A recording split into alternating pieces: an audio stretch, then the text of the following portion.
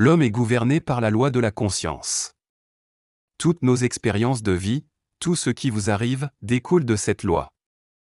Connaître et mettre en pratique la loi de la conscience permet d'accomplir à tout homme tout ce qu'il veut voir se réaliser dans sa vie. Car toute chose est issue de la conscience. C'est ainsi que démarre le livre de Neville Goddard sur le sentiment. L'homme est doté d'un esprit conscient qui génère en permanence des idées, des pensées et des sentiments. La partie subconsciente de son esprit reçoit ses idées par le biais de ses sentiments. Pour être réalisé, un désir doit être ressenti par le subconscient qui entreprend de lui donner forme et vie afin de le matérialiser dans votre vie. Il en découle selon Neville Goddard, que l'homme qui ne contrôle pas ses pensées et ses sentiments pourrait facilement impressionner son subconscient par des pensées indésirables.